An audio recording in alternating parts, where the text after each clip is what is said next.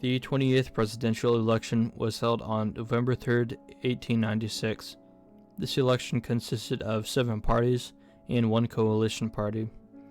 These parties were the Republican, Democratic, Populist, Silver, National Democratic, Prohibition, Socialist Labor, and National Prohibition parties.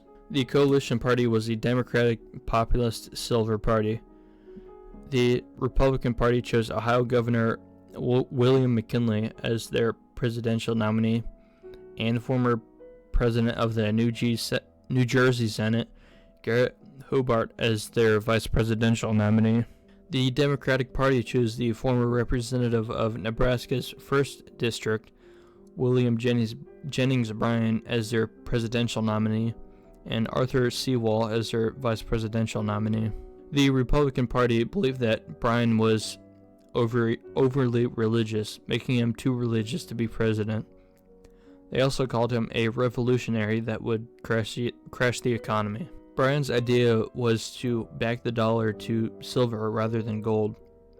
After the governor of Illinois pardoned anarchists responsible for a riot, Republicans started to pin the governor and Bryan together, calling the two of them anarchists. While Catholics supported Bryan, Union workers supported McKinley. Campaigns were also different in this election. Instead of campaigning on what they believed to be right, candidates would campaign on popular issues that would win them donors. McKinley's strategy was to spend as much to get his name out, while Bryan focused on making as many speeches and tours as possible. Bryan ended up giving over 500 speeches to 5 million people in just 100 days.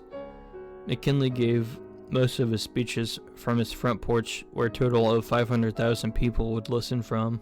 After the Panic of 1893, McKinley's more conservative economic view became more popular. William McKinley ended up winning the election. He won 51.03% of the popular vote and 60.63% of the electoral vote. This was the first election since 1876 where one candidate won over 50% of the popular vote. This election was not very polarizing, but it did change elections forever. From here on out, bringing money into politics would be seen as equally as important as having good stances.